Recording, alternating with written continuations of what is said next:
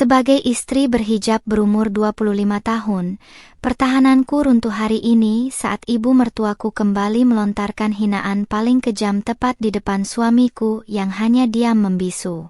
Sambil memeluk erat ibu kandungku dalam tangis yang menyesakkan, aku berbisik lirih, "Ibu, aku capek." Tanpa mereka sadari, air mata ini adalah awal dari titik balik besar yang akan membuat mereka berlutut memohon maaf. Selamat datang di cerita Nela. Absen yuk, sahabat dari mana saja nih? Jangan lupa subscribe ya. Bagi yang sudah subscribe, semoga diberi rejeki yang mengalir. Pagi itu, aroma kopi hitam yang baru kuseduh menguar di seluruh penjuru dapur minimalis kami, namun keharumannya sama sekali tidak mampu mengusir rasa sesak yang kian menghimpit dadaku sejak beberapa bulan terakhir. Aku berdiri termangu menatap pantulan diriku di kaca oven, merapikan letak hijab pashmina soft lilac yang membungkus kepalaku dengan jemari yang sedikit gemetar karena menahan rasa lelah yang luar biasa. Di usia yang baru menginjak 25 tahun, wajah yang dulunya sering dipuji manis dan imut oleh teman-teman kuliahku, kini tampak kuyu dengan lingkaran hitam yang samar di bawah kelopak mata, akibat sering terjaga di sepertiga malam. Di balik balutan baju rajut pas badan dan rok span panjang hitam yang memperlihatkan lekuk tubuh rampingku, sebenarnya tersimpan raga yang begitu rapuh dan dipaksa tegar menghadapi badai rumah tangga yang tak kunjung usai. Dari arah ruang tamu, lamat-lamat terdengar suara langkah kaki yang sangat aku kenal, ketukan slop berhak tinggi yang sengaja dihentakkan ke lantai marmer seolah-olah ingin menegaskan dominasi sang pemilik rumah. Itu adalah Ibu Lastri, ibu mertuaku, wanita paruh baya berusia 53 tahun yang sejak hari pertama pernikahanku selalu memandangku dengan tatapan penuh selidik dan ketidakpuasan. Hari ini beliau datang lagi tanpa berkabar terlebih dahulu, mengenakan hijab instan premium berwarna marun mencolok dengan bros berlian besar yang berkilau angkuh di dadanya, sepadan dengan renteng gelang emas yang bergemerincing di pergelangan tangannya. Setiap kali wanita itu menginjakkan kaki di rumah ini, atmosfer di sekitarku mendadak berubah menjadi dingin, mencekam, dan membuat jantungku berdegup 2 kali lebih kencang karena ketakutan. "Rania, kamu itu punya telinga atau tidak sih?" Mertua datang bukannya disambut di depan pintu, malah enak-enakan sembunyi di dapur seperti pembantu. Suara melengking Ibu Lastri tiba-tiba memecah keheningan pagi, diiringi dengan tatapan matanya yang tajam dan sinis menusuk langsung ke arahku. Beliau berdiri tegak di ambang pintu dapur dengan satu tangan berkacak pinggang, sementara jemari tangan kanannya yang dipenuhi cincin emas menunjuk-nunjuk wajahku dengan penuh keangkuhan. Riasan wajahnya yang tebal dengan guratan alis yang digambar tinggi mendadak berkerut masam, memancarkan aura permusuhan yang begitu pekat hingga membuat lidahku seketika keluh untuk sekadar mengucapkan kata maaf. Aku segera meletakkan kain lap yang kupegang, lalu berjalan mendekat dengan kepala menunduk dalam, mencoba meraih tangan kanan beliau untuk menyalaminya sebagai bentuk penghormatan seorang menantu. Namun, belum sempat jemariku menyentuh kulit keriputnya yang tertutup bedak tebal, Ibu Lastri dengan sentakan kasar langsung menarik tangannya, menjauh seolah-olah kulitku dipenuhi kuman yang menjijikkan. Beliau mencibirkan bibirnya yang dipoles lipstik merah menyala, lalu mengibas-ngibaskan tangannya di depan hidung, berpura-pura terganggu dengan bau keringat dari tubuhku yang sejak subuh tadi sudah sibuk mengurus seluruh keperluan rumah tangga tanpa henti. "Maaf Ibu, Rania tadi sedang merapikan dapur dan menyiapkan sarapan untuk Mas Dimas, jadi tidak mendengar suara mobil Ibu datang," ucapku dengan nada suara yang sengaja kurendahkan, sekuat tenaga menahan getaran emosi yang mulai merayap di tenggorokanku. Aku selalu berusaha mengingat nasihat ibuku di kampung untuk selalu sabar dan mengalah menghadapi mertua, demi menjaga kehormatan suamiku yang kini tengah bersiap-siap di dalam kamar. Namun, setiap kata santun yang keluar dari mulutku sepertinya selalu terdengar salah di telinga wanita paruh baya yang menganggap dirinya sebagai penguasa mutlak atas hidup anak laki-lakinya ini. Tidak lama kemudian, Mas Dimas keluar dari kamar dengan pakaian kerja yang sudah rapi, mengenakan kemeja katun berwarna biru gelap yang lengannya digulung rapi hingga batas siku, memperlihatkan jam tangan formalnya. Pria berusia 28 tahun yang kupilih sebagai imamku itu sempat tertegun melihat ibunya sudah berdiri di ruang tengah. Namun alih-alih menghampiriku untuk menenangkan suasana, dia justru melempar pandangan cemas yang seolah-olah memohon agar aku tidak membuat masalah. Mas Dimas adalah sosok suami yang tampan dan mapan, namun di balik semua kelebihan fisiknya, dia memiliki satu kelemahan besar yang menjadi duri dalam pernikahan kami. Dia adalah anak lelaki yang tidak pernah berani membantah ibunya sedikit pun.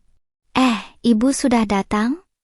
Kok tidak memberitahu Dimas dulu kalau mau mampir pagi-pagi begini? Tanya Mas Dimas sambil melangkah mendekat, lalu mencium tangan ibunya dengan takzim, sebuah pemandangan yang biasanya terasa hangat namun kini justru membuat hatiku mencelos. Ibu Lastri langsung mengubah ekspresi wajahnya menjadi dramatis, merangkul lengan anak laki-lakinya itu dengan manja sembari melirik ke arahku dengan senyuman kemenangan yang sangat menyakitkan. Aku hanya bisa berdiri mematung di sudut ruangan, meremas ujung hijab soft lilaku di dada, merasakan posisi sebagai seorang istri sah di rumah ini perlahan-lahan bergeser menjadi tidak lebih dari seorang asing.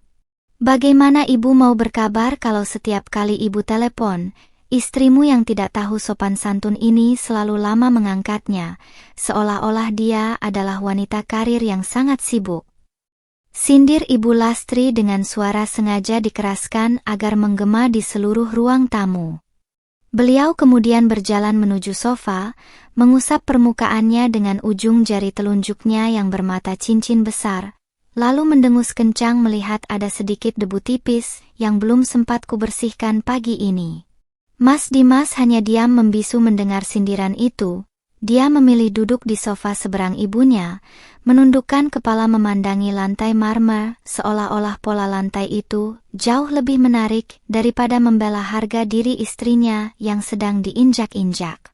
Dimas, ibu benar-benar heran kenapa kamu dulu bersikeras menikahi perempuan kampung yang tidak punya modal apa-apa ini, padahal banyak anak rekan bisnis ibu yang jauh lebih berkelas.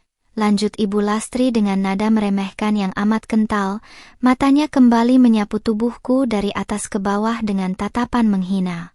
Beliau tertawa sinis, menunjuk pakaian rajut dan rok span panjang yang kukenakan, lalu mengaitkannya dengan latar belakang keluargaku yang miskin di desa, seakan-akan keberadaanku di rumah mewah ini adalah sebuah kesalahan besar. Setiap kalimat yang meluncur dari bibir merah itu terasa seperti sembilu yang menyayat jantungku, meninggalkan luka menganga yang teramat perih dan berdarah-darah di dalam dada. Aku menatap Mas Dimas dengan mata yang mulai berkaca-kaca, berharap ada satu patah kata pembelaan, atau setidaknya tatapan mata yang menenangkan dari pria yang berjanji akan menjagaku di depan penghulu 2 tahun lalu. Namun, suamiku tetap bergeming dalam diamnya yang pengecut, kedua tangannya saling bertautan erat di antara kedua lututnya, dengan kepala yang semakin menunduk dalam menghindari kontak mata denganku. Di titik itulah, pertahananku yang kubangun dengan air mata kesabaran selama ini runtuh sepenuhnya, menyadari bahwa di rumah megah ini, aku benar-benar berjuang sendirian tanpa seorang pelindung yang bersedia berdiri di sampingku. Udara di dalam ruang tamu terasa semakin mencekik leherku ketika Ibu Lastri kembali mendengus kencang, sengaja melipat kedua tangannya di dada dengan gestur yang amat meremehkan. Tatapan matanya yang dilapisi riasan tebal itu beralih dari Mas Dimas kembali ke arahku, menembus langsung ke dalam sukmaku yang sudah compang-camping akibat makian demi makian. Beliau membetulkan letak hijab marun menyalanya dengan gerakan anggun yang dibuat-buat, membiarkan bros berlian besarnya berkilau menangkap cahaya lampu ruang tamu, seolah hendak memamerkan kekayaan yang tidak akan pernah bisa kumiliki. Aku hanya bisa terus berdiri mematung di dekat meja makan, meremas ujung hijab soft lilaku erat-erat hingga buku-buku jariku memutih, menahan gemetar hebat yang kini menjalar ke seluruh persendian tubuhku. Lihat dirimu itu, Rania, berkaca sedikit. Kenapa sih? Pakaian rajut pas badan dan rok span panjang seperti itu. Apa tidak malu dilihat tetangga kalau selera pakaianmu masih saja seperti orang udikan yang baru kenal pakaian modern? Celetuk Ibu Lastri lagi dengan nada suara yang sengaja ditinggikan, memecah kesunyian rumah yang megah ini dengan tawa sinis yang menyakitkan. Setiap kata yang meluncur dari bibir merahnya terasa seperti godam berat yang menghantam harga diriku hingga hancur berkeping-keping tanpa sisa.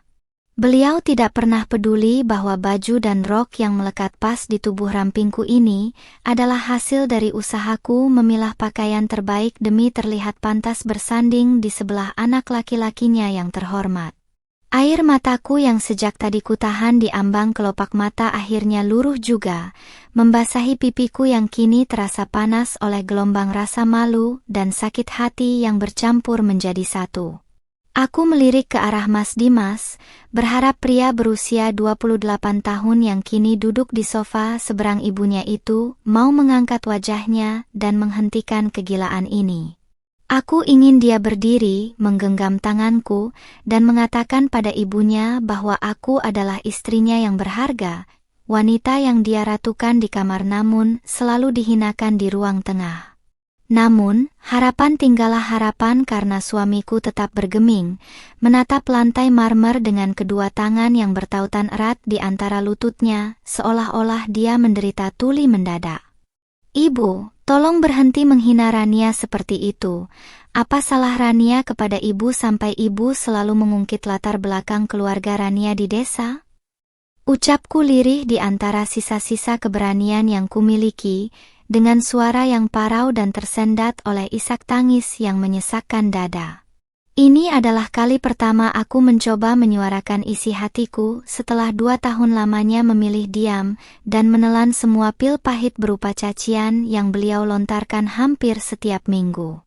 Aku hanya ingin keadilan, ingin dihormati sebagai seorang manusia yang juga memiliki batas kesabaran, bukan dianggap sebagai barang rongsokan yang kebetulan dibawa masuk ke dalam rumah mewah ini.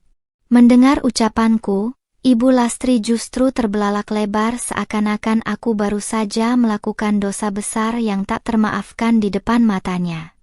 Beliau langsung berdiri dari sofanya dengan sentakan kasar, membuat renteng gelang emas di pergelangan tangannya bergemerincing nyaring seiring dengan napasnya yang mendadak memburu karena amarah yang memuncak. Wajah paruh bayanya yang berkerut kini memerah padam, dan dengan langkah lebar yang menghentak lantai, beliau berjalan mendekatiku hingga jarak di antara kami hanya tersisa beberapa jengkal saja. Kurang ajar ya kamu. Sudah berani menjawab sekarang? Dimas, kamu lihat sendiri bagaimana kelakuan istri kampungmu ini. Dia sudah berani menuduh ibumu yang melahirkanku sebagai seorang penghina. Pekik Ibu Lastri sembari menunjuk-nunjuk wajahku dengan telunjuk kanannya yang dihiasi cincin permata besar. Suaranya melengking tinggi hingga rasanya mampu memecahkan kaca jendela rumah. Beliau membalikkan tubuhnya sesaat ke arah Mas Dimas, mengeksploitasi situasi ini dengan drama air mata buatan agar anak laki-lakinya merasa bersalah dan berbalik membenciku. Mas Dimas akhirnya mendongak. Wajah tampannya tampak diliputi rasa frustrasi yang amat mendalam, namun sorot matanya tidak memancarkan pembelaan untukku melainkan kilatan kejengkelan yang diarahkan tepat ke wajahku yang sembab. Pria berbaju kemeja biru tua itu mengacak rambutnya yang rapi dengan gusar, lalu mengembuskan napas panjang yang terdengar sangat berat seolah-olah akulah sumber masalah utama dari keributan pagi ini. Rania, cukup. Jangan memancing amarah ibu lagi, minta maaf sekarang kepada ibu. Bentak Mas Dimas dengan suara baritonnya yang meninggi, membuat jantungku seketika mencelos ke dasar lambung karena keterkejutan yang teramat sangat. Kalimat perintah dari mulut suamiku sendiri, rasanya jauh lebih mematikan daripada 1000 makian yang dilontarkan oleh Ibu Lastri sejak beberapa jam yang lalu. Aku menatapnya dengan pandangan tidak percaya, membiarkan air mata mengalir semakin deras membasahi pashmina soft lilac yang kupakai, merasakan dadaku seperti dihantam bertonton batu besar hingga napas menjadi sangat sesak. Pria ini, pria yang memintaku dengan baik-baik dari kedua orang tuaku di desa, kini justru ikut menuduhku bersalah di saat ibunya sendiri yang terus-menerus menguliti harga diriku tanpa ampun. Kenapa Mas selalu menyuruhku mengalah dan meminta maaf? Mas lihat sendiri bagaimana ibu memperlakukanku selama ini. Apa Mas sama sekali tidak punya hati untuk membelaku sedikit saja sebagai istrimu? Tangisku akhirnya pecah sepenuhnya, membuat seluruh tubuhku bergetar hebat karena rasa tidak adil yang teramat pekat menguasai akal sehatku. Aku melangkah mundur selangkah, menjauh dari tatapan penuh kemenangan Ibu Lastri dan tatapan dingin penuh kepasrahan dari suamiku sendiri yang tampak enggan memperpanjang urusan dengan ibunya. Di tengah rasa frustrasi dan kesedihan yang telah mencapai puncaknya, aku membalikkan badan dengan cepat, tidak memedulikan lagi panggilan Mas Dimas yang meneriakkan namaku dengan nada jengkel. Aku berlari menuju kamar dengan sisa tenaga yang kupunya, mengambil tas selempang kecil berisi ponsel dan dompet, lalu melangkah lebar keluar dari rumah neraka itu tanpa menoleh lagi ke belakang.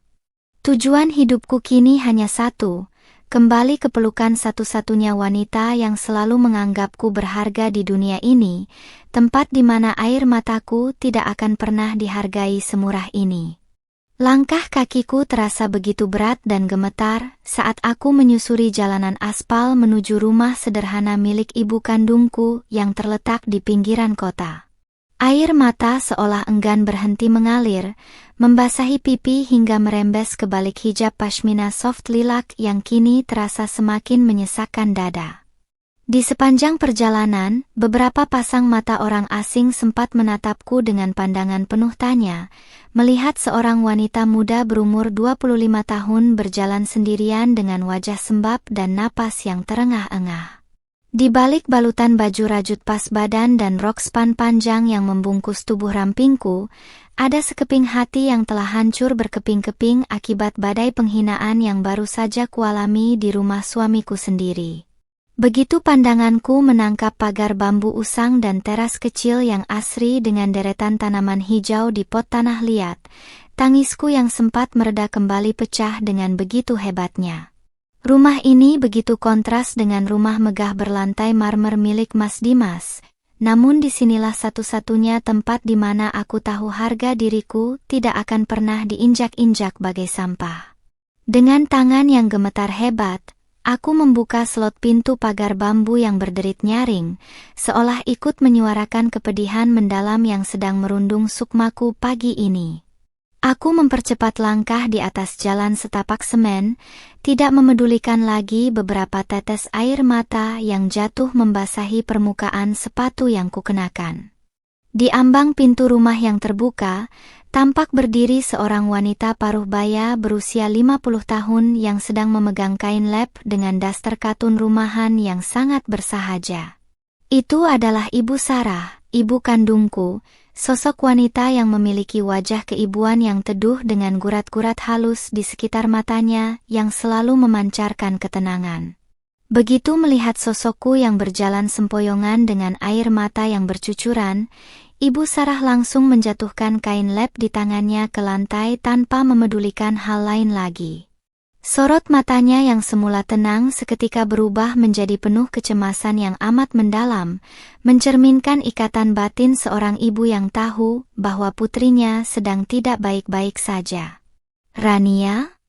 Astagfirullahaladzim, nak, kamu kenapa?" Pekik Ibu Sarah dengan suara parau yang syarat akan rasa terkejut dan kekhawatiran yang amat sangat melihat kondisiku yang berantakan. Tanpa menunggu jawabanku, beliau langsung berlari kecil menghampiriku yang sudah berdiri lemas di anak tangga teras rumah dengan bahu yang naik turun menahan isak tangis. Aku tidak mampu lagi mengucapkan satu patah kata pun, lidahku mendadak keluh, dan seluruh persendian di kakiku rasanya seolah lolos begitu saja, hingga tubuhku nyaris ambruk ke lantai jika tidak segera ditangkap olehnya. "Ibu, aku capek, aku benar-benar capek, Bu." Ucapku lirih dengan suara yang terputus-putus di antara isak tangis yang begitu menyayat hati di pelukan hangatnya. Aku menenggelamkan wajahku yang sembab ke dalam ceruk leher Ibu Sarah, membiarkan air mataku membasahi daster katun sederhananya, tanpa peduli lagi pada dunia luar yang begitu kejam. Beban berat yang kupikul sendirian selama 2 tahun membina rumah tangga dengan Mas Dimas rasanya tumpah ruah dalam satu kalimat singkat yang sudah lama kupendam di dasar lubuk hatiku. Ibu Sarah tidak membalas dengan rentetan pertanyaan yang menyudutkan. Beliau justru mendekap tubuh rampingku dengan kedua tangan tuanya yang hangat, mengusap punggungku dengan gerakan lembut yang sangat menenangkan. Beliau membimbingku untuk duduk di kursi rotan panjang yang ada di teras rumah, lalu kembali memelukku erat-erat seolah ingin menyerap semua rasa sakit yang sedang mendera putri tunggalnya ini. Di dalam pelukannya, aku merasakan detak jantung ibu yang begitu tenang, sebuah perlindungan sejati yang tidak akan pernah bisa kudapatkan dari suamiku sendiri yang pengecut itu. "Menangislah, Nak, tumpahkan semua perihmu di dada ibu, jangan disimpan sendiri lagi ya," bisik Ibu Sarah dengan suara yang bergetar menahan tangis, sembari tangannya terus mengusap lembut kepala dan punggungku yang masih bergetar hebat. Air mata hangat dari sudut mata keibuannya turut menetes, membasahi puncak hijab soft lilakku, membuktikan bahwa luka yang kurasakan juga menjadi luka yang teramat perih bagi hati kecilnya.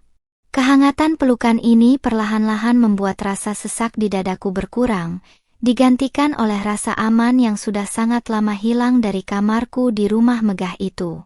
Selama beberapa menit, teras rumah yang sepi itu hanya dipenuhi oleh suara tangisanku yang perlahan mulai mereda menjadi sedusedan kecil yang tersisa di tenggorokan. Ibu Sarah mengambil selembar tisu dari dalam rumah, lalu dengan saksama mengusap sisa-sisa air mata yang membasahi pipi dan hidungku yang kini memerah padam akibat terlalu lama menangis.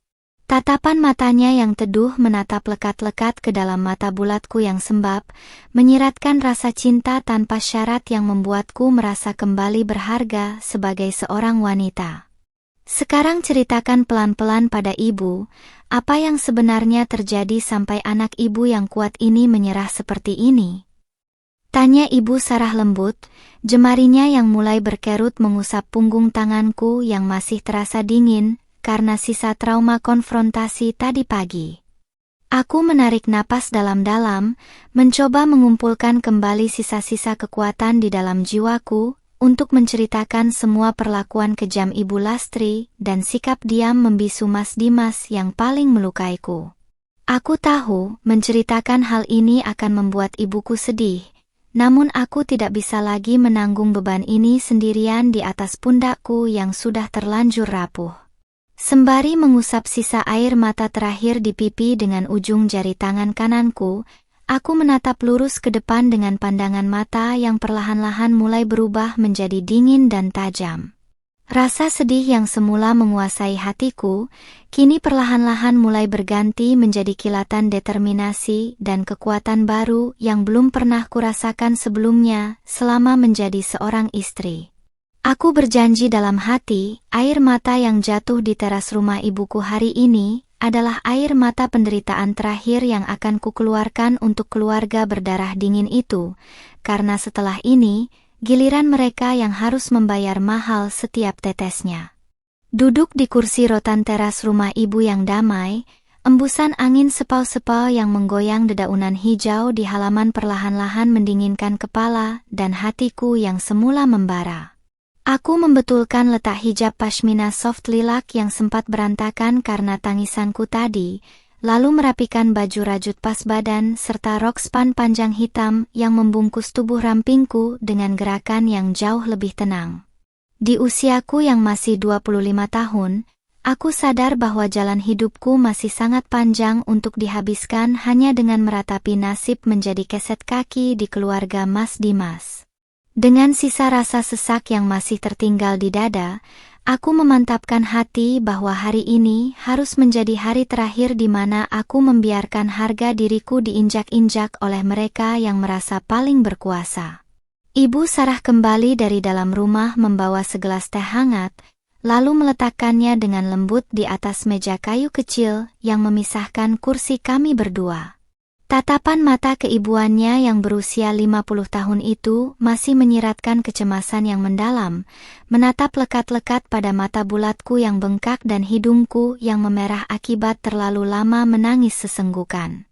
Beliau mengusap rambut di balik hijabku dengan penuh kasih sayang, sebuah sentuhan tulus yang seketika mengalirkan kekuatan baru ke dalam pembuluh darahku yang sempat mendingin karena keputusasaan. Daster katun rumahan yang beliau kenakan tampak bergoyang pelan ditiup angin, memancarkan kesederhanaan yang justru terasa jauh lebih mewah daripada seluruh marmer di rumah mertuaku.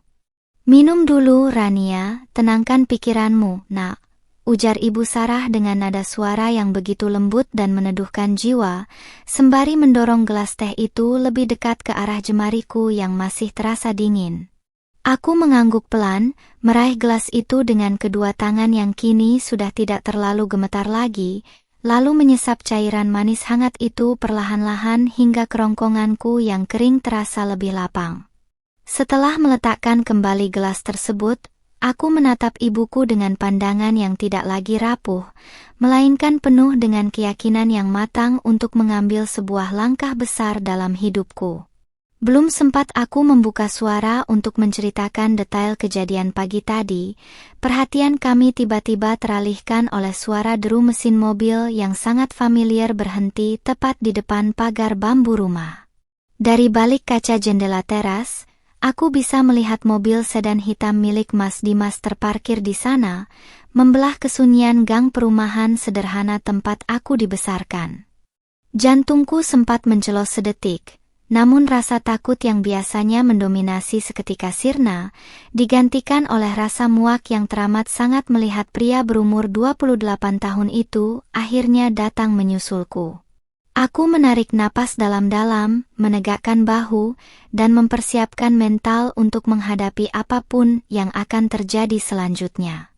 Mas Dimas keluar dari mobil dengan kemeja katun biru gelapnya yang kini tampak sedikit kusut, mencerminkan raut wajah tampannya yang diliputi rasa frustrasi dan kepanikan yang luar biasa. Dia melangkah terburu-buru melewati slot pagar bambu yang berderit nyaring, pandangan matanya langsung tertuju padaku yang sedang duduk berdampingan dengan ibu kandungku di teras. Alih-alih menunjukkan rasa bersalah atau kelembutan seorang suami yang ingin menjemput istrinya yang terluka, langkah kakinya justru menyiratkan keangkuhan seorang pria yang merasa posisinya selalu benar di atas segalanya.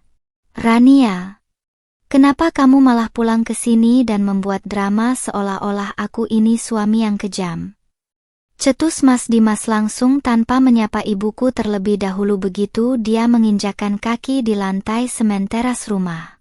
Suara baritonnya yang meninggi langsung memecah ketenangan pagi, membuat Ibu Sarah tersentak kecil di kursinya, namun beliau memilih tetap diam untuk melihat sejauh mana menantunya ini akan bertingkah laku. Aku menatap pria di depanku ini dengan tatapan dingin dan kosong, merasa asing dengan sosok yang dulu sangat kupuja dan kupercayai untuk menjaga seluruh sisa hidupku. "Mas datang ke sini hanya untuk memarahiku lagi setelah semua makian yang Ibu Lastri lontarkan pagi ini di depan matamu sendiri?" Tanyaku dengan nada suara yang sangat datar, bahkan tanpa ada setitik pun getaran tangis yang tersisa di dalamnya. Aku melipat kedua tanganku di dada, membiarkan tubuh ideal body goalsku bersandar pada sandaran kursi rotan, memandang suamiku seolah-olah dia adalah orang asing yang sedang tersesat di halaman rumah kami. Sikap diam dan tenangkup sepertinya membuat Mas Dimas terkejut, karena biasanya aku akan langsung bersimpuh memohon maaf, atau menangis histeris meminta pembelaannya.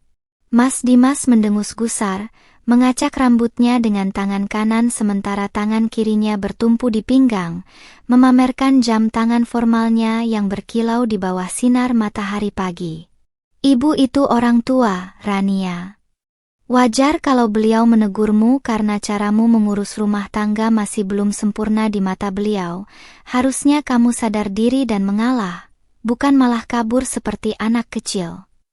Jawabnya dengan argumen klise yang selalu dia gunakan selama 2 tahun ini untuk menyumpal mulutku agar tidak mengeluh tentang kelakuan ibunya yang semena-mena.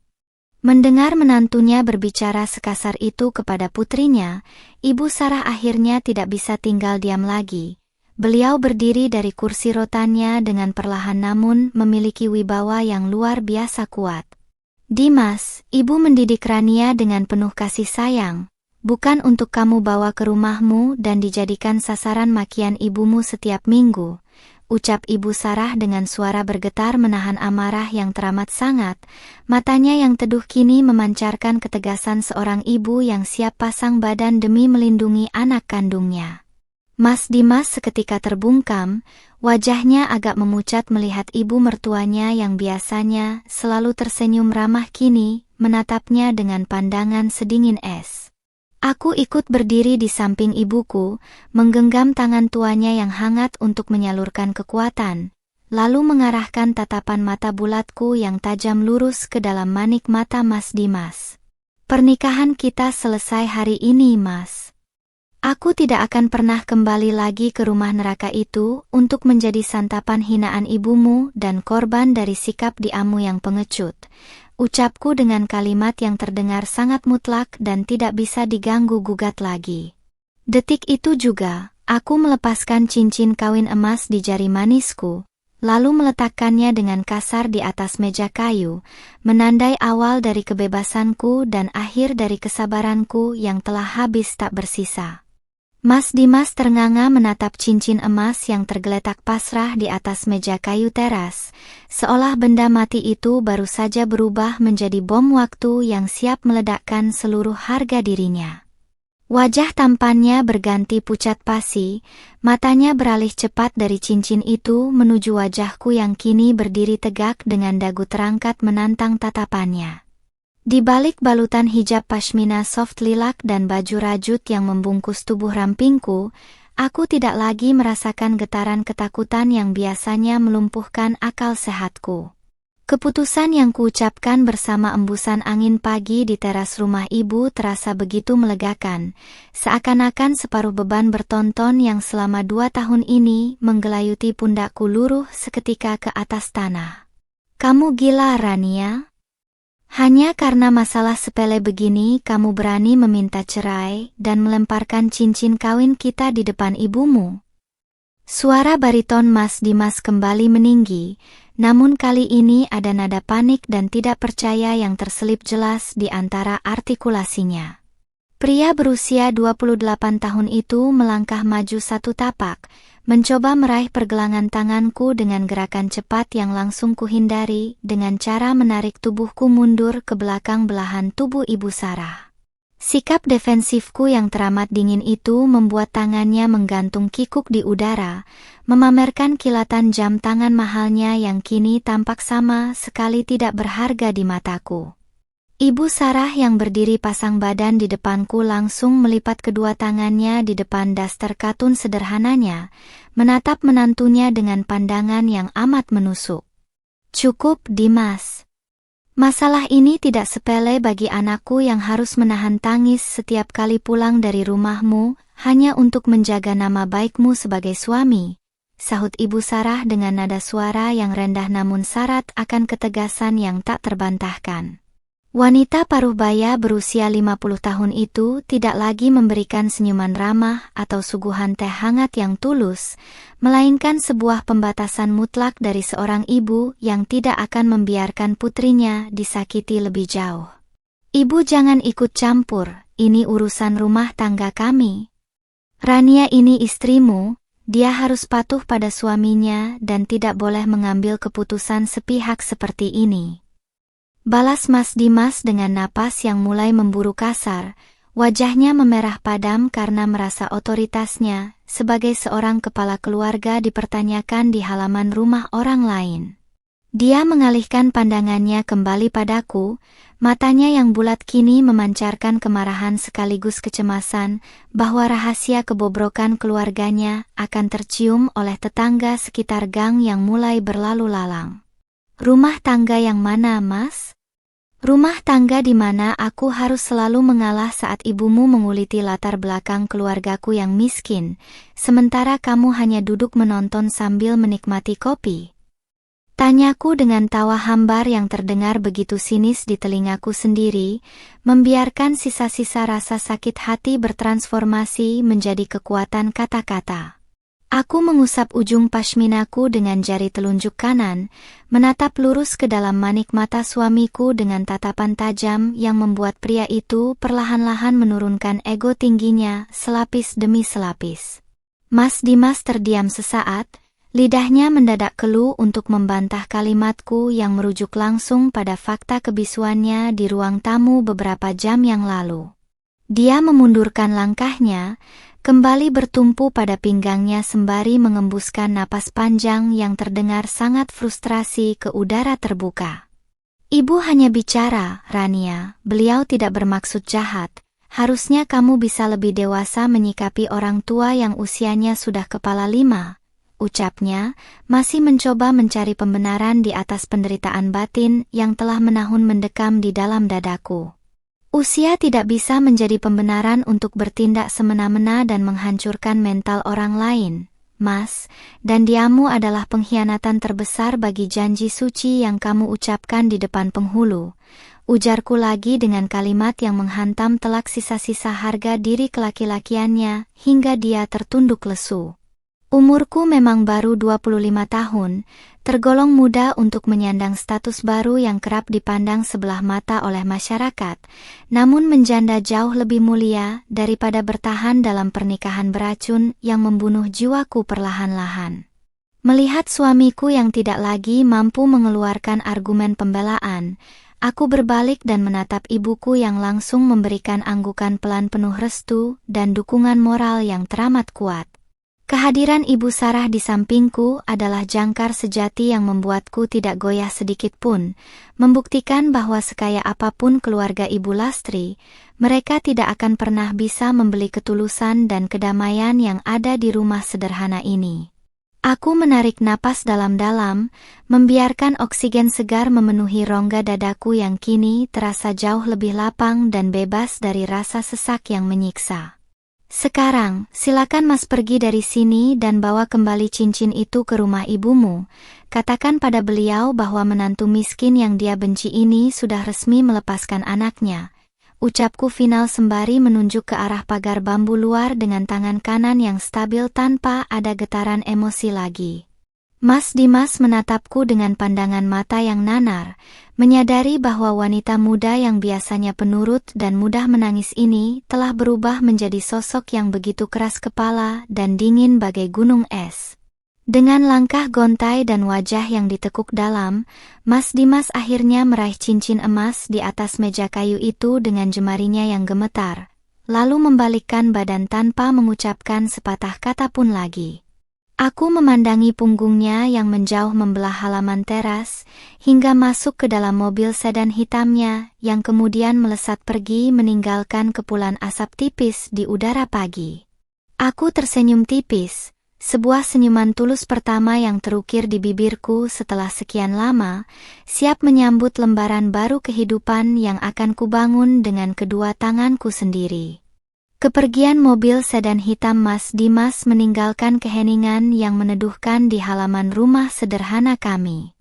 Aku menarik napas dalam-dalam, merasakan udara bersih pedesaan mengisi rongga dadaku yang selama 2 tahun ini selalu terasa sesak oleh tekanan mental.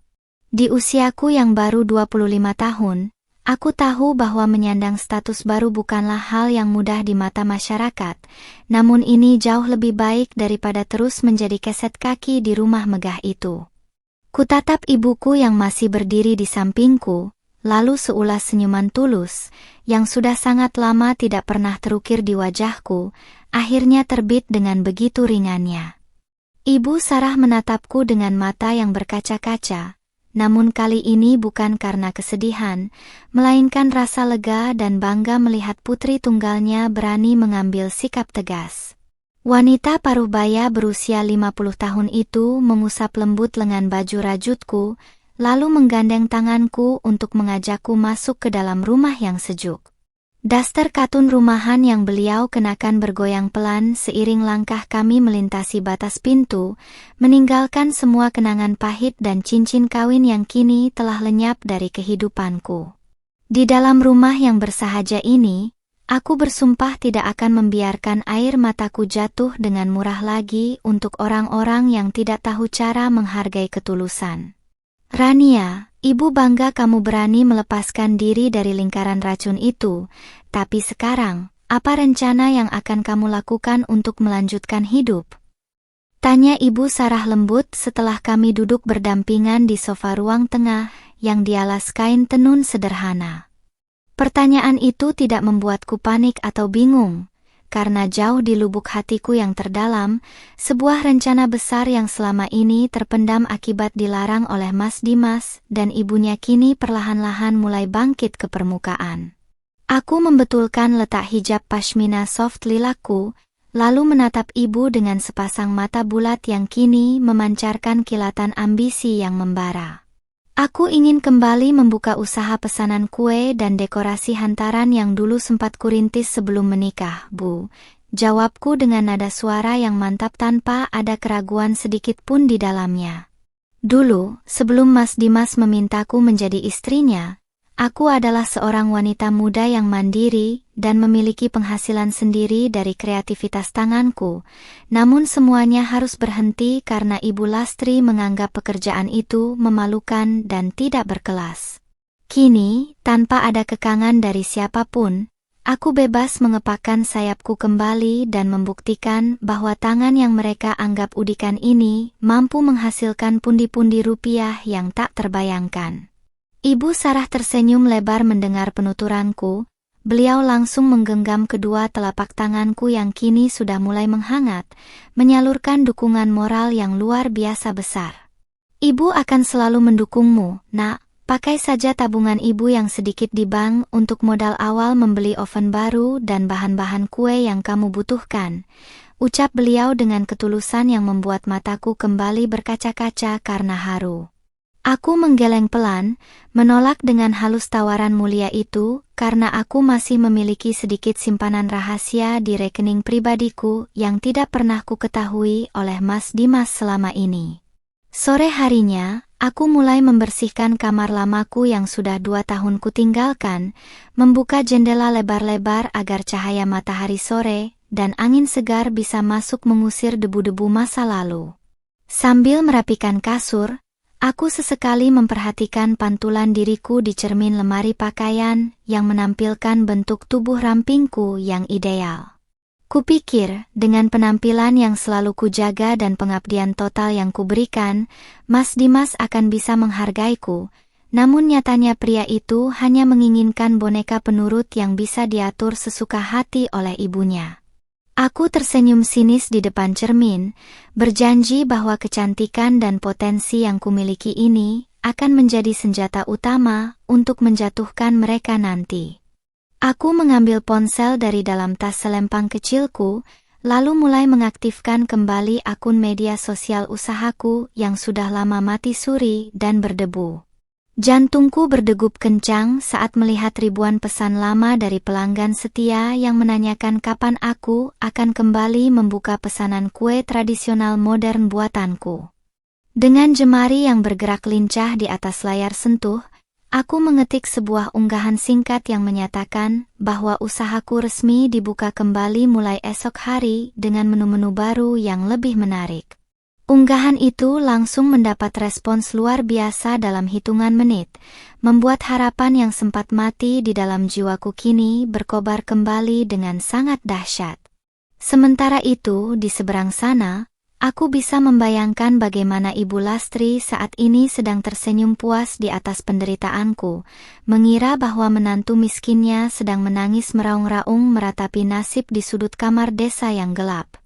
Mereka tidak pernah tahu bahwa keputusan mereka untuk mengusir dan menghinaku hari ini adalah kesalahan terbesar yang akan mengubah alur hidup mereka menjadi mimpi buruk yang nyata. Mas Dimas yang pengecut dan ibunya yang sombong itu terlalu meremehkan kekuatan seorang wanita muda yang telah kehilangan rasa takutnya akibat terlalu sering disakiti. "Rania, ini ada tetangga sebelah. Bu RT datang mau memesan kue kotak untuk acara arisan minggu depan," seru Ibu Sarah dari arah ruang tamu, memecah fokusku yang sedang menyusun daftar belanjaan bahan kue di buku catatan kecil. Aku segera merapikan letak rok span panjangku, lalu berjalan keluar kamar dengan langkah yang ringan dan penuh rasa percaya diri yang tinggi. Sambutan hangat dari warga sekitar yang mengenalku sejak kecil membuatku merasa dihargai kembali sebagai seorang manusia yang memiliki fungsi sosial di lingkungan tempat tinggal. Malam harinya, setelah menyelesaikan beberapa pesanan awal lewat ponsel, aku berdiri di teras rumah memandangi langit malam yang bertabur bintang dengan perasaan yang teramat damai. Air mata penderitaan yang tumpah di tempat ini tadi pagi telah mengering, digantikan oleh fondasi tekad yang sangat kokoh untuk membangun kerajaan bisnisku sendiri dari nol. Di bawah kesaksian malam yang sunyi, aku meyakinkan diriku bahwa langkah pertama yang kupilih hari ini adalah awal dari sebuah cerita pembalasan yang elegan, di mana kesuksesanku akan menjadi tamparan paling keras bagi mereka yang pernah memandangku sebelah mata. Mentari pagi belum sepenuhnya menyembul di ufuk timur, namun dapur sederhana milik ibuku sudah dipenuhi oleh kepulan uap hangat dan aroma wangi mentega yang menggugah selera.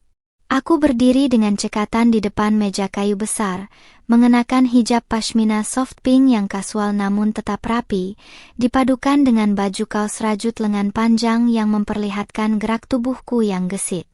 Di usiaku yang kini menginjak 25 tahun, energi masa muda yang sempat padam karena tekanan batin di rumah Mas Dimas seolah kembali meledak penuh vitalitas.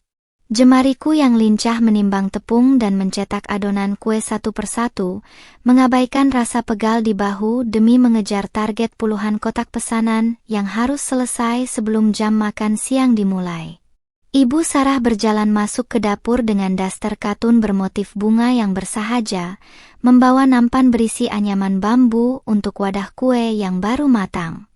Wanita paruh baya berusia 50 tahun itu tersenyum teduh, memandangi kesibukanku dengan binar mata yang memancarkan rasa syukur yang teramat dalam karena melihat putrinya tidak lagi terpuruk. Beliau tanpa banyak bicara langsung mengambil posisi di sebelahku, membantu melipat kotak kardus kemasan dengan gerakan tangan tuanya yang telaten dan penuh kasih sayang. Kehadiran beliau di dapur ini bukan sekadar bantuan fisik, melainkan pilar kekuatan emosional yang membuatku merasa benar-benar didukung dalam membangun kembali martabatku yang sempat runtuh. "Rania, pesanan lewat aplikasi pesan di ponselmu sejak tadi berbunyi terus. Apa tidak sebaiknya kita batasi dulu untuk hari ini agar kamu tidak terlalu lelah?" Tanya Ibu Sarah lembut sembari menata kue-kue tradisional modern yang telah dihias cantik ke dalam kotak. Aku menyeka keringat tipis di dahi dengan ujung lengan bajuku, lalu tersenyum manis memandangi jajaran kue sus buah dan bolu gulung premium yang tampak sangat menggoda selera. Di balik balutan rok span panjang yang tetap menjaga kesantunanku bergerak, aku menggeleng pelan menandakan bahwa rasa lelah fisik ini sama sekali tidak sebanding dengan rasa sakit hati yang dulu kupendam setiap hari. "Jangan dibatasi dulu, Bu. Selagi bahan baku masih cukup, kita penuhi semua permintaan pelanggan karena momentum seperti ini tidak datang dua kali," jawabku dengan nada suara yang penuh optimisme dan keyakinan tinggi. Aku sengaja memanfaatkan fitur video pendek di media sosial untuk merekam proses pembuatan kue secara estetis, menampilkan detail kebersihan dapur dan keindahan bentuk kue buatanku yang berkelas. Tanpa kusangka, video berdurasi 30 detik yang kuunggah semalam mendadak viral di kalangan ibu-ibu pencinta kuliner kota, memancing ratusan komentar dan pesanan baru yang masuk tanpa henti, hingga membuat ponselku terus bergetar. Kesuksesan awal yang datang begitu cepat ini membuatku semakin bersemangat untuk mengembangkan jangkauan bisnis rumahan ini menjadi lebih profesional dan modern. Aku mulai menyisihkan sebagian besar keuntungan harian ke dalam rekening khusus, berniat mengumpulkan modal tambahan untuk membeli oven gas berkapasitas besar, serta menyewa 1 orang tenaga bantu dari tetangga sekitar. Aku ingin membuktikan pada diriku sendiri, dan tentu saja pada keluarga berdarah dingin itu, bahwa wanita yang pernah mereka remehkan sebagai pengangguran kampung ini mampu berdiri di atas kakinya sendiri dengan penghasilan yang fantastis. Di saat usahaku mulai merangkak naik, sebuah pesan singkat masuk ke ponselku dari nomor yang sangat kuhafal, nomor milik Mas Dimas yang sudah 2 minggu ini tidak pernah kuhubungi lagi. Pria berusia 28 tahun itu mengirimkan pesan berisi pertanyaan apakah aku sudah tenang di desa dan kapan aku akan pulang ke rumah karena Ibu Lastri mulai mengeluh rumah berantakan sejak kepergianku. Aku membaca pesan itu dengan senyuman sinis terukir di bibir manisku, merasa heran dengan jalan pikiran mantan suamiku yang masih saja menganggapku sebagai pelayan gratisan yang bisa dipanggil pulang kapan saja mereka butuh. Tanpa berniat membalas sepatah kata pun, aku langsung memblokir nomor kontak Mas Dimas secara permanen, memutus satu-satunya akses komunikasi yang tersisa di antara kehidupan kami yang sudah berbeda arah. Keputusanku sudah bulat dan mengkristal bagai baja. Tidak akan ada kata kembali, tidak akan ada kesempatan kedua untuk pria pengecut yang membiarkan istrinya menjadi sasaran empuk makian ibunya. Biarlah mereka merasakan sendiri bagaimana rasanya mengurus rumah mewah berlantai marmer itu tanpa ada tangan tulus yang merapikannya dengan penuh keikhlasan setiap subuh. Sore harinya, rumah sederhana kami kedatangan perwakilan dari sebuah vendor pernikahan besar di pusat kota yang tertarik dengan desain hantaran dan kue premium yang kuunggah di media sosial. Pria perwakilan vendor tersebut tampak kagum melihat presentasi produk yang kusajikan di atas meja teras, menilai bahwa kualitas rasa dan estetika visual kue buatanku memiliki nilai jual yang sangat tinggi untuk pasar kelas atas. Kami terlibat dalam diskusi serius selama hampir 1 jam, membahas kontrak kerja sama jangka panjang untuk menyuplai ratusan kotak kue hantaran pada setiap acara pernikahan yang mereka kelola. Kontrak kerja sama itu akhirnya ditandatangani sore itu juga, sebuah pencapaian luar biasa yang bahkan tidak pernah terbayangkan olehku saat masih menjadi istri yang terkurung di dalam rumah Mas Dimas. Setelah perwakilan vendor itu pamit pulang, aku langsung memeluk Ibu Sarah dengan erat, menumpahkan air mata kebahagiaan yang terasa begitu manis dan melegakan di pundak keibuannya. Ibu, jalan kita mulai terbuka lebar. Sebentar lagi aku akan membuktikan bahwa kita tidak bisa direndahkan oleh siapapun lagi, bisikku di sela-sela tangis haru yang membasahi daster katunnya. Malam harinya, aku berdiri di ambang pintu teras, memandangi jalanan gang yang mulai sepi ditiup angin malam dengan tatapan mata bulat yang kini memancarkan aura kepemimpinan dan kemandirian yang matang. Pakaian rajut pas badan dan rok span panjang yang melekat di tubuh ideal body goalsku kini bukan lagi sekadar pakaian rumahan biasa, melainkan simbol dari seorang pengusaha muda yang siap menaklukkan masa depan. Air mata penderitaan di masa lalu kini telah menjelma menjadi bensin yang membakar semangatku untuk terus melangkah maju, meninggalkan bayang-bayang masa lalu yang kelam menuju puncak kejayaan yang sesungguhnya. 2 bulan berlalu sejak penandatanganan kontrak dengan vendor pernikahan itu, dan kehidupan di rumah sederhana kami telah berubah 180 derajat menjadi sebuah pusat produksi yang sangat sibuk. Pagi ini, aku berdiri di area dapur yang kini telah diperluas, mengenakan hijab pashmina soft pink yang modis dan baju rajut pas badan yang dipadukan dengan rok span panjang hitam yang memperlihatkan lekuk tubuh rampingku yang ideal. Di usiaku yang kini mantap menginjak 25 tahun, aura seorang istri yang tertindas telah hilang sepenuhnya, digantikan oleh pesona seorang pengusaha muda yang mandiri, cantik, dan penuh percaya diri. Tanganku dengan terampil memeriksa lembar manifest pengiriman ratusan kotak kue premium yang siap dijemput oleh armada kurir untuk keperluan acara besar di pusat kota. Ibu Sarah berjalan masuk ke dapur baru kami dengan langkah yang jauh lebih ringan, mengenakan daster katun baru yang bersih dan rapi, membawa secangkir teh melati hangat kesukaanku. Wanita paruh baya berusia 50 tahun itu tidak lagi tampak cemas atau terbebani oleh kesedihan melihat penderitaanku, melainkan memancarkan senyuman bangga yang amat tulus dari gurat wajah keibuannya.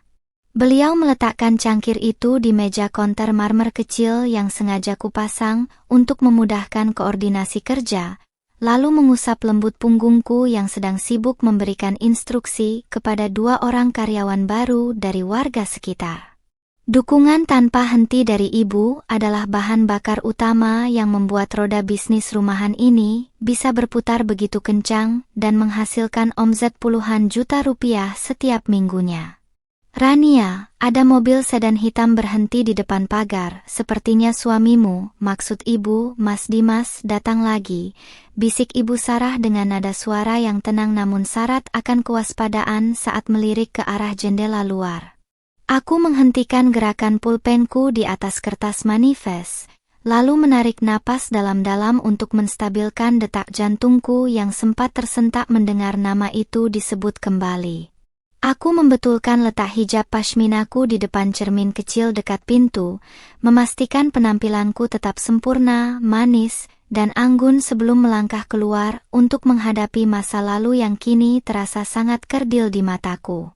Ketika aku melangkah keluar ke teras rumah yang kini sudah direnovasi menjadi lebih rapi dan asri, pandanganku langsung tertuju pada sosok pria berusia 28 tahun yang sedang berdiri ragu-ragu di balik pagar bambu kami. Mas Dimas tampak sangat berbeda dari terakhir kali kami bertemu. Kemeja katun biru yang biasa dia banggakan kini tampak sedikit kusut, dan wajah tampannya terlihat kuyu dipenuhi gurat-gurat stres yang mendalam. Begitu melihatku berjalan mendekat dengan langkah tegak dan rok span panjang yang anggun, sorot matanya memancarkan penyesalan yang teramat pekat sekaligus rasa tidak percaya melihat perubahan drastis pada diriku. Rania, akhirnya kamu mau keluar juga. Aku sudah mencoba menghubungimu berkali-kali tapi nomorku selalu diblokir, ucap Mas Dimas dengan suara baritonnya yang kini terdengar lirih, serak, dan kehilangan keangkuhan yang dulu selalu dia pamerkan di depan ibunya. Dia mencengkeram erat selot pagar bambu, menatap lekat-lekat pada mata bulatku yang kini tidak lagi memancarkan air mata penderitaan, melainkan tatapan sedingin es yang mampu membekukan nyalinya. Jam tangan formal yang melingkar di pergelangan tangannya kini tidak lagi terasa silau atau intimidatif, melainkan hanya sebuah aksesori usang dari seorang pria yang telah kehilangan arah hidup. Ada keperluan apa lagi Mas datang ke sini? Bukankah hubungan kita sudah selesai di teras ini 2 bulan yang lalu saat aku mengembalikan cincin kawin kita? Tanyaku dengan nada suara yang sangat datar, tenang, dan tanpa melibatkan emosi sedikit pun di dalamnya. Aku melipat kedua tanganku di dada, berdiri tegak menyandarkan tubuh ideal body goalsku pada tiang teras, memandangnya seolah-olah dia adalah seorang sales barang keliling yang sedang mencoba menawarkan produk tidak berguna ke rumahku. Sikap acuh tak acuhku ini sepertinya memukul telak harga dirinya sebagai seorang pria, terbukti dari helaan napasnya yang berat dan kepalanya yang perlahan menunduk dalam. Rumah sangat sepi tanpa kamu, Rania. Ibu terus-menerus marah karena tidak ada yang becus mengurus keperluan rumah tangga, dan pembantu yang digaji ibu selalu kabur karena tidak tahan dengan sifat beliau. Aku Mas Dimas jujur diiringi suara parau yang bergetar menahan malu yang teramat sangat di hadapan mantan istrinya. Pria itu melangkah maju 1 tapak melewati pagar, menatapku dengan pandangan memohon, seolah mengharapkan wanita muda berhijab pink di depannya ini akan luluh dan kembali bersimpuh di kakinya seperti masa-masa penuh siksaan dulu. Mengingat bagaimana Ibu Lastri dulu mengusirku dengan kata-kata keji dan bagaimana pria ini hanya diam membisu, membuat hatiku justru terasa semakin keras bagai batu karang yang tak akan runtuh oleh ombak penyesalan sepele. Aku melempar tawa hambar yang terdengar sangat sinis dan memotong kalimatnya sebelum dia sempat melangkah lebih jauh ke dalam area halaman rumahku yang suci. Jadi Mas datang menyusulku bukan karena menyadari kesalahanmu atau merindukanku sebagai seorang istri, melainkan karena kalian kehilangan pelayan gratisan yang bisa kalian injak-injak setiap hari. Sindirku telak dengan kalimat tajam yang membuat wajah tampan di depanku seketika memerah padam karena tamparan fakta yang tak terbantahkan. Umurku memang masih muda, baru 25 tahun, namun pengalaman pahit bersamanya telah mendewasakan caraku berpikir untuk tidak lagi tertipu oleh manipulasi kata-kata manis yang dibungkus rasa bersalah palsu. Mas Dimas terdiam 1000 bahasa, lidahnya mendadak terkunci rapat di dalam rongga mulutnya, persis seperti kebiasaannya yang selalu membisu 1000 bahasa saat ibunya melontarkan hinaan keji kepadaku di ruang tamu dulu. Dia memandangi penampilanku yang kini terlihat sangat modis, sukses, dan dikelilingi oleh kesibukan bisnis kue yang suaranya lama-lama terdengar hingga ke teras luar dari arah dapur dalam. Penyesalan terbesar tampaknya baru saja menghantam seluruh kesadaran kelaki-lakiannya, menyadari bahwa berlian yang dulu dia buang ke dalam lumpur kini telah bersinar terang dan mustahil untuk dia gapai kembali dengan tangan kotornya. Pulanglah Mas, beritahu ibumu yang terhormat itu bahwa menantu miskin yang selalu dia hinakan ini sekarang sudah terlalu sibuk mengurus uang, hingga tidak punya waktu lagi untuk mendengarkan dongeng kesombongan kalian. Ucapku final sembari membalikkan badan dengan gerakan rok span panjang yang anggun dan berkelas. Aku melangkah lebar masuk ke dalam rumah tanpa memedulikan lagi panggilannya yang meneriakkan namaku dengan nada putus asa di balik pagar bambu yang berderit tipis ditiup angin siang.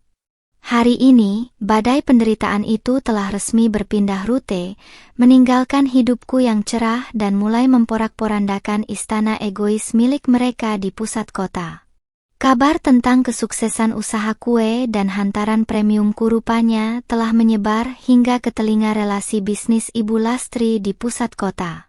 Pagi ini, aku berdiri di depan meja kerja baruku, mengenakan hijab pashmina soft pink dan baju rajut pas badan yang dipadukan dengan rok span panjang hitam yang memperlihatkan lekuk tubuh rampingku dengan anggun. Di usiaku yang kini menginjak 25 tahun, aku bukan lagi wanita muda yang bisa diintimidasi dengan materi atau status sosial yang semu. Tanganku bergerak lincah membuka gawai, memeriksa laporan keuangan mingguan yang menunjukkan angka pertumbuhan bisnis yang sangat fantastis, sebuah pembuktian nyata atas kerja keras yang kulakukan dari nol. Ibu Sarah masuk ke dalam ruangan dengan membawakan sepiring camilan tradisional, mengenakan daster katun rumahan yang bersih dan memancarkan aura kebahagiaan yang tulus. Wanita paruh baya berusia 50 tahun itu tersenyum lebar melihatku yang sedang sibuk menandatangani beberapa berkas kerja sama dengan pemasok bahan baku utama. Kedamaian yang terpancar dari wajah keibuannya adalah hadiah terbesar yang berhasil kuraih setelah memutuskan keluar dari lingkaran racun keluarga Mas Dimas 2 bulan lalu. Beliau mengusap lembut bahuku, menyalurkan kehangatan seorang ibu yang selalu menjadi pelindung terbaikku di kala badai kehidupan menerpa tanpa ampun.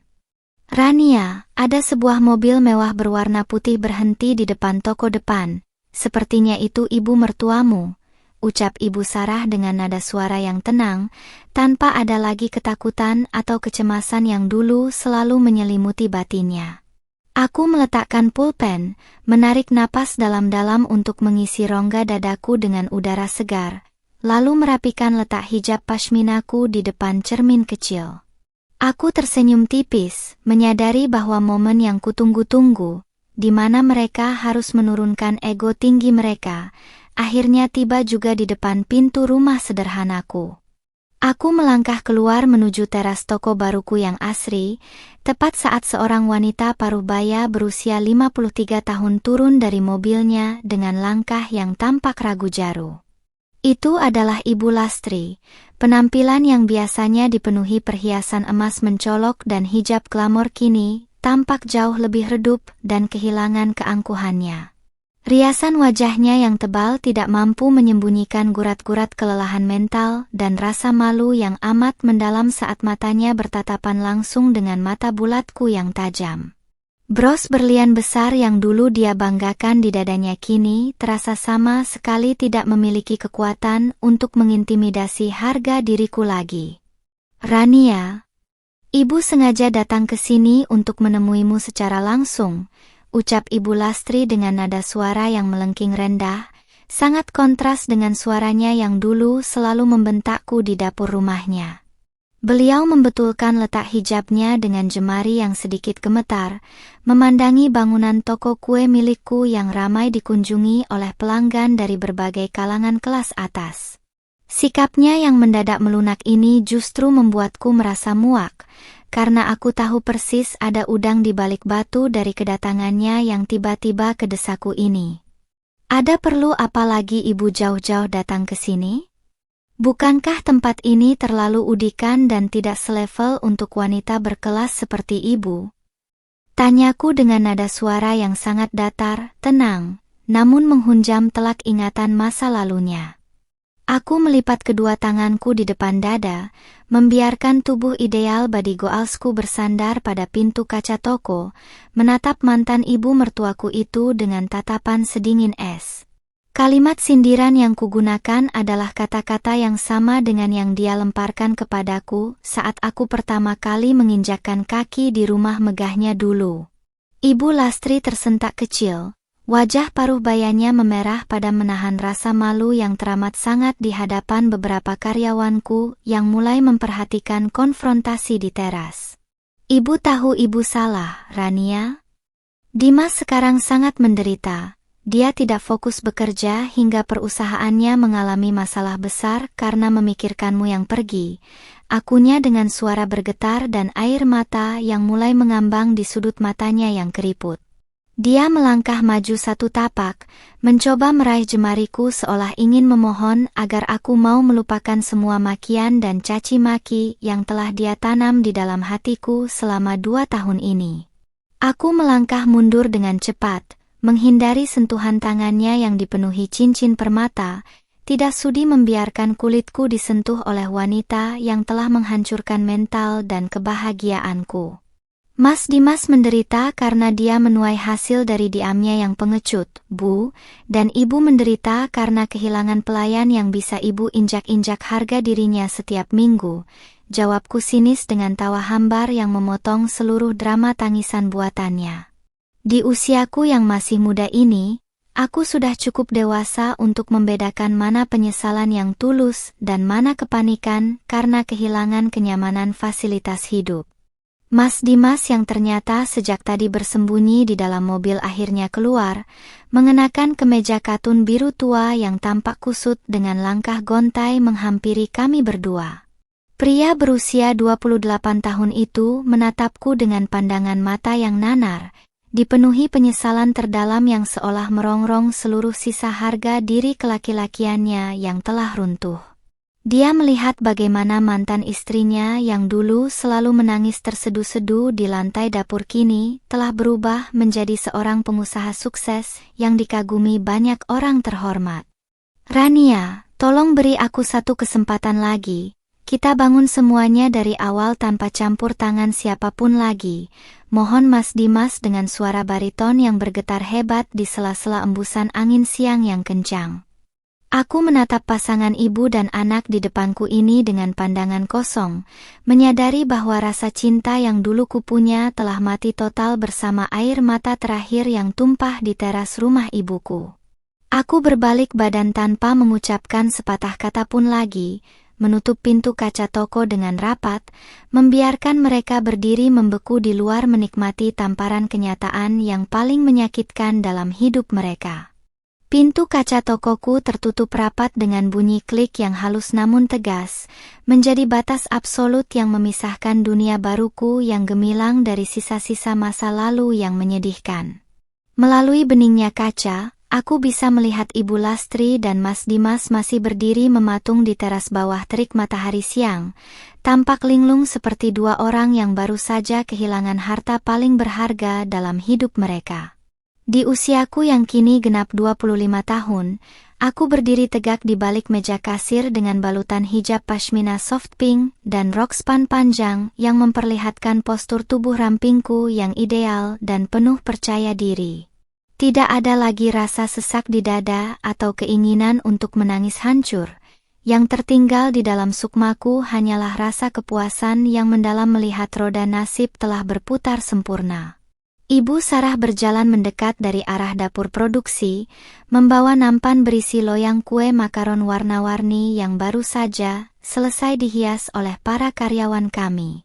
Wanita paruh baya berusia 50 tahun itu meletakkan loyang tersebut dengan hati-hati, lalu menatap keluar jendela kaca, memperhatikan mobil mewah putih milik mantan mertuaku yang perlahan-lahan mulai bergerak mundur meninggalkan pelataran toko. Senyuman di wajah keibuannya yang teduh memancarkan kelegaan yang luar biasa, seolah seluruh beban masa lalu yang sempat ikut mengiris hatinya kini telah ditiup angin desa hingga hilang tak berbekas. Beliau menggenggam jemariku yang hangat, sebuah sentuhan tanpa kata yang bermakna bahwa perjuangan kami mengembalikan harga diri keluarga telah mencapai puncak kemenangan. Mereka sudah pergi, Rania. Ibu tahu ini tidak mudah bagi seorang wanita muda sepertimu, tapi kamu telah membuktikan bahwa martabat kita tidak bisa dibeli dengan selembar uang milik mereka, bisik Ibu Sarah dengan nada suara yang bergetar lembut oleh rasa haru yang membuncah di dalam dadanya. Aku membalas genggaman tangan tua yang bersahaja itu dengan erat, merasakan aliran energi positif yang membuatku semakin yakin bahwa keputusan melepas cincin kawin 2 bulan lalu adalah anugerah terbesar dalam hidupku. Daster katun rumahan yang ibu kenakan kini tampak bergoyang selaras dengan langkah kami yang mantap, menjadi simbol kesederhanaan yang berhasil menumbangkan keangkuhan istana marmer yang semu. Sore harinya, atmosfer di dalam toko kue premiumku semakin meriah dengan kedatangan beberapa jurnalis dari media digital lokal yang tertarik meliput kisah sukses UMKM-ku yang sedang viral di media sosial. Sambil memegang mikrofon, seorang reporter wanita muda memandangku dengan tatapan kagum, bersiap mengajukan beberapa pertanyaan tentang bagaimana awal mula aku merintis bisnis kue hantaran berkelas ini dalam waktu yang sangat singkat. Aku membetulkan letak baju rajut pas badan dan hijab soft pinkku di depan kamera, menyunggingkan senyuman manis nan imut yang memancarkan pesona seorang perempuan mandiri yang tidak lagi bergantung pada belas kasihan seorang pria. Kunci utama dari semua keberhasilan ini adalah keberanian untuk melepaskan diri dari tempat di mana kita tidak dihargai, dan memilih percaya pada potensi yang diberikan Tuhan pada pasang tangan kita sendiri. Jawabku dengan artikulasi yang lancar, tegas, dan penuh wibawa saat menjawab pertanyaan dari sang reporter. Tatapan mata bulatku yang tajam menatap langsung ke arah lensa kamera, menyadari bahwa video wawancara ini pasti akan berseliweran di lini masa media sosial dan ditonton oleh Mas Dimas serta ibunya yang sombong itu. Ini adalah tamparan publik yang elegan, sebuah pernyataan terbuka bahwa wanita yang dulu mereka usir dan panggil dengan sebutan orang udikan kini telah menjelma menjadi ikon inspirasi anak muda di kota ini. Sementara itu, salah seorang karyawan kepercayaanku yang baru saja kembali dari bank membawa kabar bahwa beberapa perusahaan besar di pusat kota mulai mengajukan proposal kerjasama untuk menyuplai kue kotak pada setiap rapat bulanan mereka. Berita gembira itu langsung disambut sorak-sorai riuh dari 5 orang karyawan lokal yang kini menggantungkan penghidupannya di bawah bendera usahaku. Melihat kebahagiaan orang-orang di sekitarku membuat dadaku terasa begitu lapang dan penuh sesak oleh rasa syukur, sebuah perasaan yang tidak akan pernah bisa kurasakan jika aku memilih bertahan menjadi pelayan tak kasat mata di rumah megah Mas Dimas. Malam pun tiba, membawa serta embusan angin malam yang sejuk bertiup menyusuri gang perumahan dan pelataran toko kueku yang baru saja ditutup. Aku berdiri sendirian di teras atas yang menghadap langsung ke arah pemandangan lampu-lampu kota yang gemerlap di kejauhan, menikmati momen keheningan yang teramat damai bagi jiwaku. Bayangan tentang bagaimana aku menangis terseduh-seduh sambil memeluk ibu dan berbisik lirih, "Ibu, aku capek." Beberapa bulan yang lalu kini melintas sekilas di benakku bagai potongan film usang yang tidak lagi memicu rasa sakit hati sedikit pun. Air mata penderitaan yang tumpah di atas lantai semen teras ini di masa lalu kini telah mengering sepenuhnya, menjelma menjadi fondasi kokoh yang menopang mahkota kemenanganku sebagai seorang wanita seutuhnya. Mas Dimas dengan segala penyesalannya yang terlambat dan Ibu Lastri dengan segala kebangkrutan egonya kini, hanya menjadi bagian kecil dari catatan kaki perjalanan hidupku yang terus bergerak maju ke depan. Mereka terlalu meremehkan tekad seorang istri berhijab berusia 25 tahun yang ketika dihancurkan, justru memilih untuk merakit kembali serpihan hatinya menjadi sebuah kekuatan baru yang tak tertandingi. "Rania, ayo masuk nak, teh hangatnya sudah ibu siapkan di meja makan," panggil Ibu Sarah dari arah dalam rumah, memutus untayan lamunanku dengan kehangatan suara keibuannya yang selalu menenangkan jiwa. Aku merapikan letak rok span panjang hitamku yang anggun ditiup angin malam, lalu berbalik dengan langkah kaki yang terasa sangat ringan menuju ke dalam rumah sederhana kami yang kini dipenuhi oleh aroma wangi kue dan masa depan yang cerah. Senyuman tipis yang terukir di bibir manisku malam ini adalah senyuman kemenangan mutlak atas mereka yang pernah mengira bisa mengubur impianku hidup-hidup. Sebelum melangkah masuk melintasi pintu, aku menyempatkan diri menatap langit malam yang bertabur bintang, mengembuskan napas panjang yang syarat akan rasa syukur yang tak terhingga kepada Sang Pemilik hidup. Kisah penderitaanku sebagai menantu yang terhina telah resmi berakhir di bab ini, digantikan oleh lembaran baru yang megah di mana akulah yang memegang kendali penuh atas kebahagiaan dan kesuksesanku sendiri. Aku melangkah masuk dan menutup pintu rumah dengan rapat, siap menyambut hari esok dengan senyuman terbaik, karena aku tahu bahwa air mataku kini telah berubah menjadi permata yang paling berkilau.